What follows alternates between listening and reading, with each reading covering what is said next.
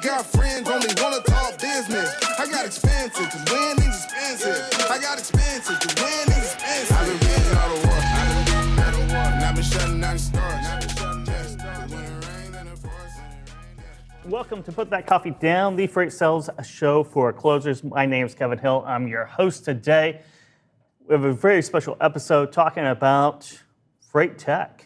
Talking about FreightTech, we're going to talk about implementation of FreightTech, not just on the technical side, but more importantly, on the user side and user adoption, which can always be a challenge. And I think it's something that my guest, Omar Singh, president and founder of Surge Transportation, knows a lot about.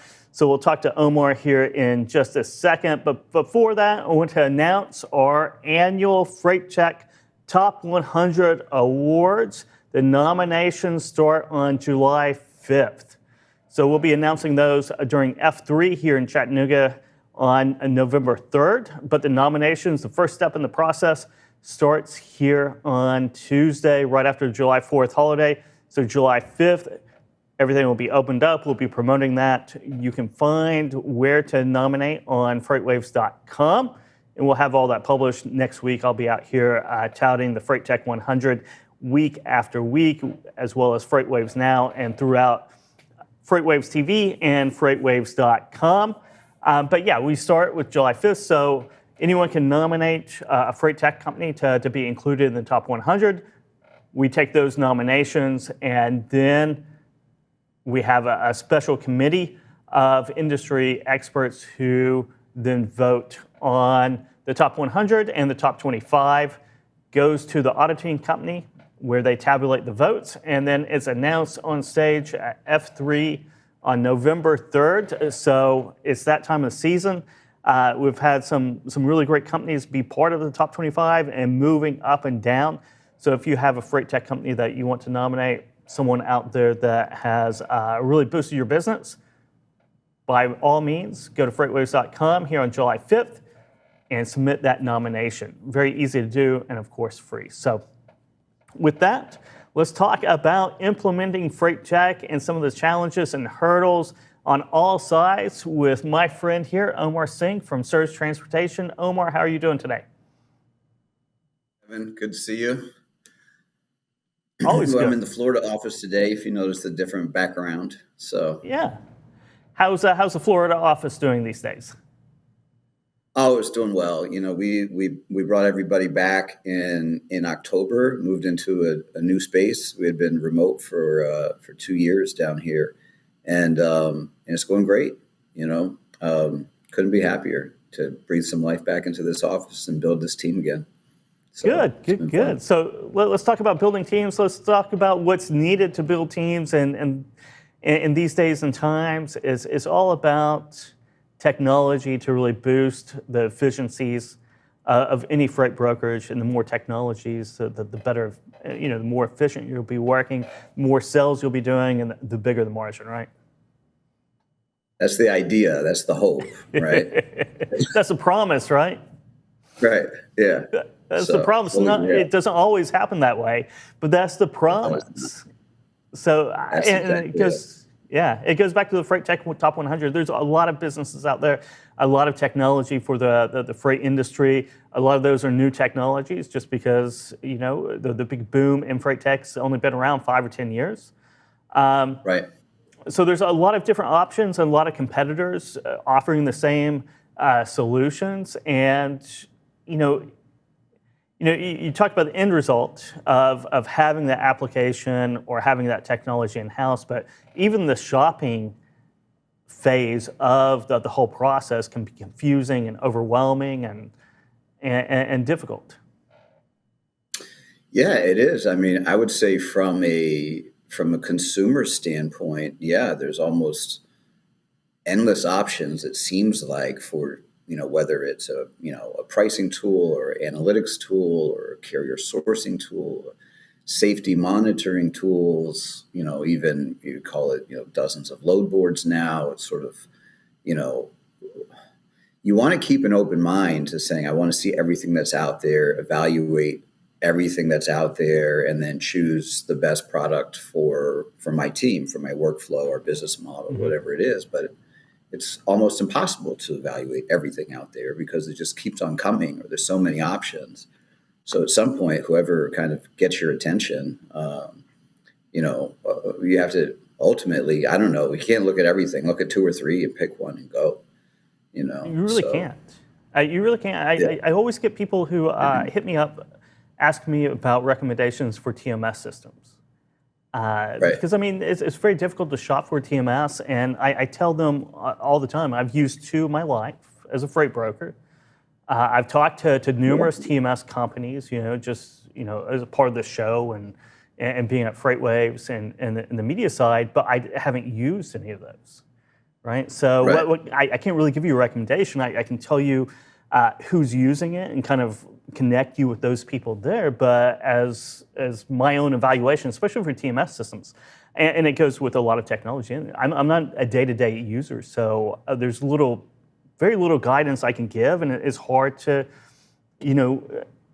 differentiate between different names and different, just as a TMS, right? If I just use that as an example, right? There's a lot of TMS companies out there, and the difference between them, I can't really give you the advice for. Well, yeah, and then also with those, I think it's, what size is your company? What are your real needs? What kind of horsepower do you need? Do you need an enterprise level? I know, when we started Surge, we started out with one of the monthly subscription web-based TMSs that was super scalable. I think call it $500 for the first user and $100 every additional user, something like that. So your out of pocket can be, $500, $700 a month. And then kind of as we were growing and we believed we were going to stay in business and really be able to make a run at this industry, then, purchase one of the larger kind of enterprise level platforms with just more robust options and capabilities. But that's a big out of pocket expense. It's not a monthly subscription anymore, So, yeah. So they ask you what TMS is. Well, kind of tell me about your business. Do you have 3 people? Do you have 10 people? Do you have 100 people? Because that different TMSs for different size companies for sure. It is. So the shopping experience is difficult. The technology piece of the actual implementations or integrations complicated.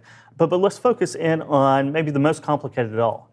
Getting your team to buy in and to actually use the system, because you can go through the shopping experience, you can battle through the tech, but if it's not being used, all that's for naught.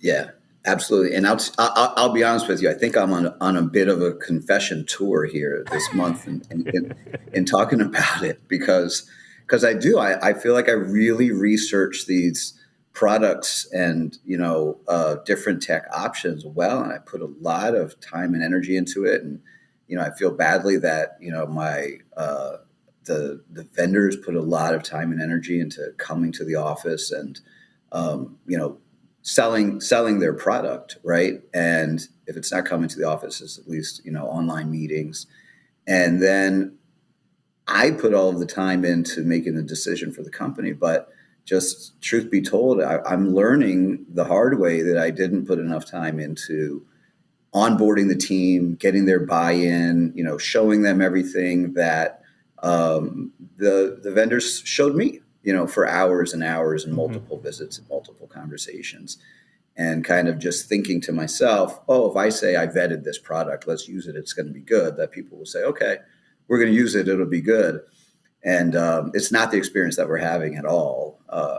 Everything's been working here for a long time, doing it the way that, we've always done it. And then people go, yeah, no, I don't think so. I don't need a new product. Everything's just fine for me. And that's been a real challenge. So we're working on it.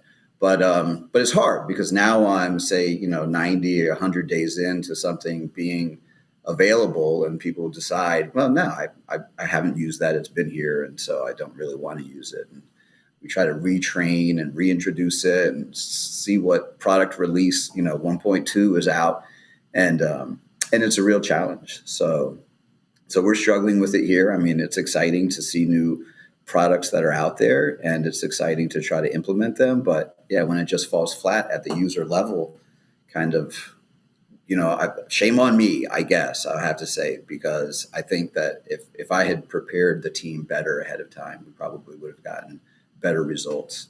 And so now we're kind of reverse engineering that. But hindsight's 2020, right?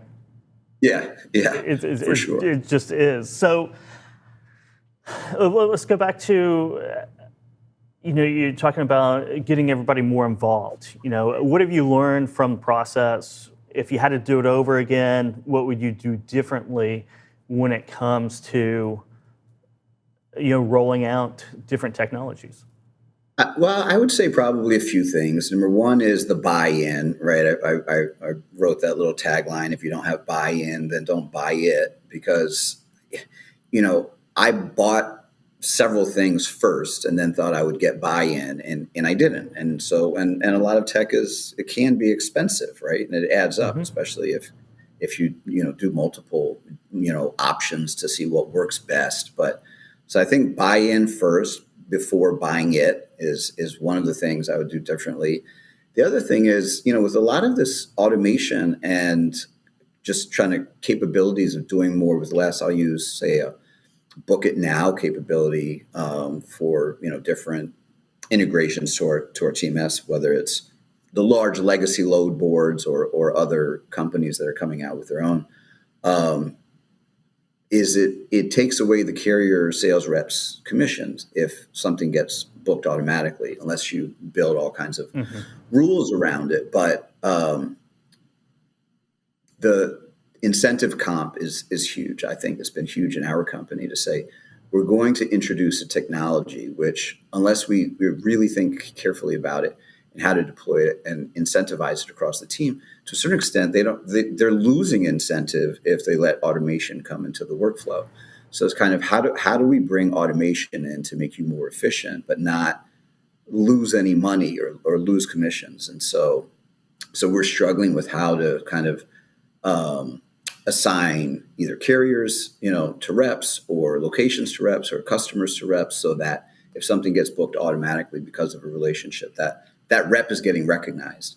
And that's been a really, honestly, a really big challenge in some of the products that we're trying out right now. So, but that's another part of buy-in, right? The buy-in for understanding that it's going to be good, but also the buy-in on incentive. What's in it for me?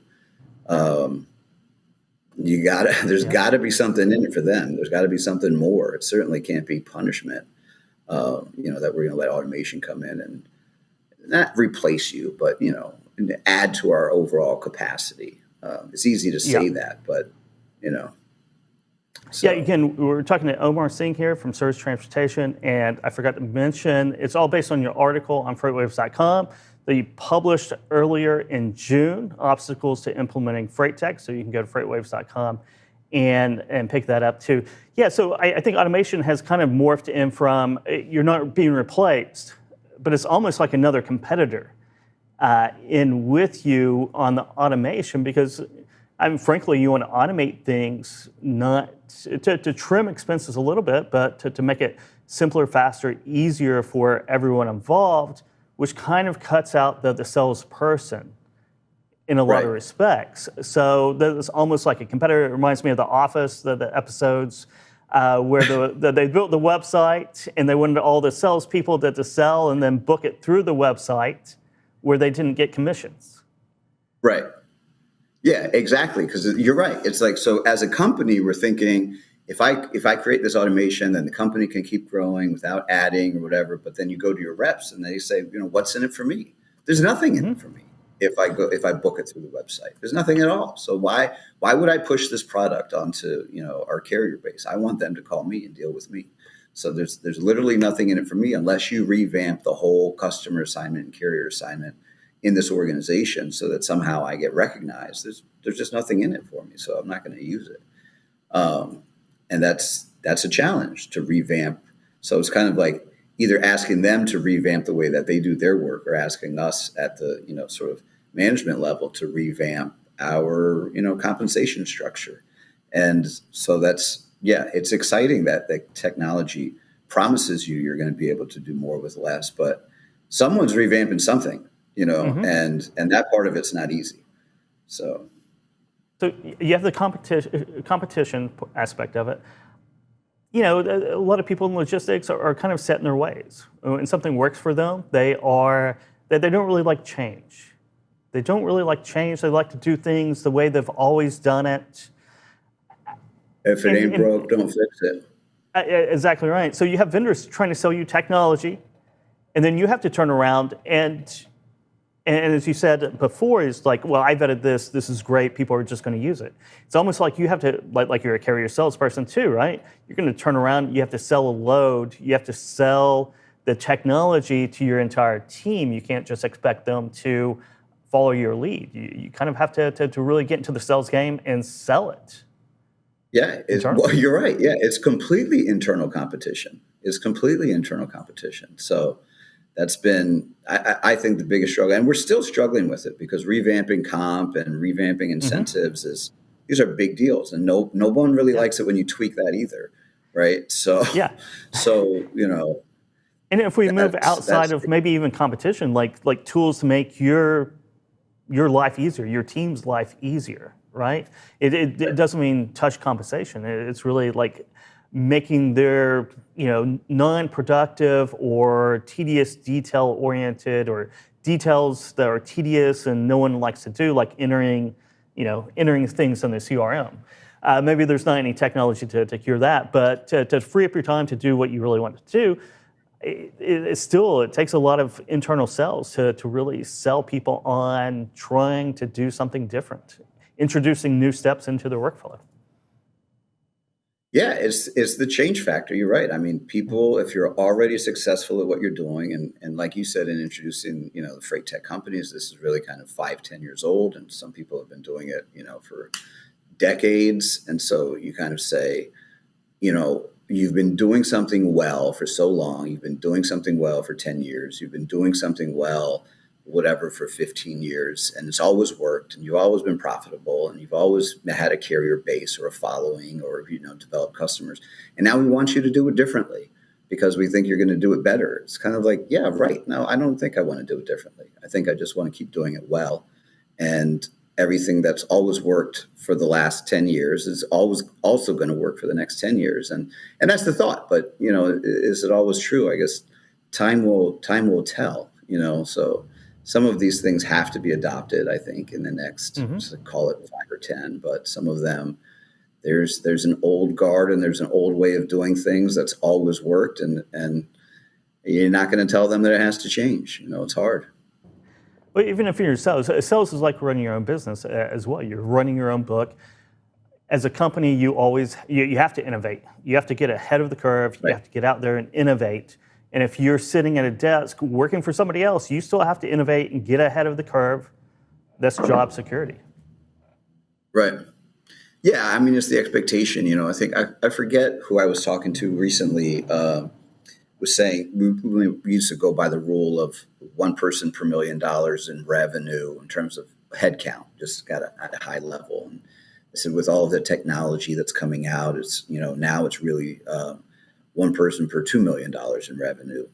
And they think that like in 3 years it's going to be one person per $5 million in revenue, and in 7 years it's something like one person per 7. And yeah, how do you not kind of stay on that curve? If 5 years from now, that's what it is, you can't have a company that is still stuck at, the 1 and 1 because your competitors are just going to be able to do more with less. And then you can't compete, so it's a real challenge to innovate and to stay with the changing times, Otherwise we'll get left behind, but that's hard change to ask for as well. So let's look at getting buy-in and look at the importance and kind of maybe some best practices of getting your team involved, getting the everyday user involved in the entire buying process, buying implementation process. How important is it to have at least a committee or representatives from everyday users sitting in on vendor meetings sitting in on integrations, making sure that they understand it and bought in before you do all that, and all of a sudden it's just sitting around collecting dust. Well, I think that's what I'm learning. I've learned the hard way. Hopefully I've learned it, right? And it's not just I won't make the same mistakes going forward. But yeah. But I think I kind of did a lot of those deep dive evaluations on my own, and perked up when I saw something that was really exciting and I could share with the team, and decided to roll it out. But you're right. I did a lot of those demos and evaluations by myself, and you're right. We've got big conference rooms in our offices. We've got computer monitors, TVs on the walls. We've got enough capacity to at least roll it out to team leads and have them go through all of those essentially demos to learn what the product really is and what it offers to the team. And I think I would go so far as to say that's the most important, because that's where we are now, right? If the user isn't going to pick it up, it's just sitting there collecting dust. And so, yeah, hindsight's 2020. And I think on a go forward, you're right. Like, these have to be decisions by committee, right? They can't be decisions by trust me. I sat in on the demo and this is going to be good, And we do, we're now finally, I think, at a size of company where we have, pod leaders and managers and branch managers and different level of kind of responsibility that's being delegated and spread across the company. And yeah, definitely it's time to start doing things by committee. Even, of course, we're doing it at the operational level, but we haven't been doing it at the tech integration and implementation level. And I think that's exactly what we need. I mean, I love it. I have the ammunition now to say we're going to make all of these decisions by committee. It is so important because, I mean, we can throw around direct costs, exactly what this piece of technology, what I'm getting invoiced for. But I really want to highlight the fact that indirect costs involved, those time and resources leading up until that invoice can be considerable. And if you're not using that wisely, you're incurring a lot of indirect costs that you might not realize until after the fact. Sure. Yes. Huge opportunity. And then, direct costs, indirect costs, and I would even say almost at the expense of long-term kind of cried wolf type of environment where, if you keep on stepping in front of your team and saying, we have this great new thing and it's going to save you money and you're going to be more efficient. And if only you could just, use it, adopt it, and then it falls flat. And then you try it again and it falls flat. If you try it again, I mean, how many times, do you want to have that conversation and that experience before people just tune out, And they will. So, they will. That's a real danger. Omar, we have a couple minutes left. Let's talk about the market. What you're expecting for this back half of 2022 and what you're seeing right now. Well, I mean, I think all of us are seeing what people are calling a market correction, right? Where, freight volumes, of course, there's tender acceptance is extremely high. So I don't want to say freight volumes. A lot of capacity has been added for certain. And I think everybody's kind of tightening their belt a little bit and trying their best to hold on through this correction. We're predicting, or we're listening to people who are predicting that, it probably is going to last a year and a half. And, there was about a 2-year supply chain disruption. And, I guess we're sort of thinking a year and a half, a 2-year correction. So luckily we have a really large sales pipeline and, with our TMS integrations and kind of all of the efforts we have on kind of making sure our service levels are extremely high. We're still able to grow and add customers. And so we're grateful for that. I think revenue and number of loads per customer is down a bit, but, we're offsetting it by still growing in the numbers. So, but I think it's going to be a tight ride. It's going to be a tight ride for a lot of us. And I know a lot of people are predicting bankruptcies with rates being down and fuel being up. And I hate to see that. I know a lot of people know I went through it myself in 2010. I lost my trucking company. When I bought my first truck, diesel was $1 a gallon. When I went out of business, it was $5. And it's a terrible experience. So I don't wish it on people. And I hate that these are the predictions and that these are the times. But I hope it doesn't last long. I hope it doesn't last long either, but yeah, I mean, that's kind of what I'm seeing or what I'm hearing as well. Thank you again, Omar, for joining us here. We're running out of time, but Omar Singh, president and founder of Surge Transportation, and we'll catch you next week on Put That Coffee Down. I got friends only wanna talk business. I got expensive, cause winning's expensive. I got expensive, cause winning's expensive. I've been winning all the war. I've been shutting down the stars.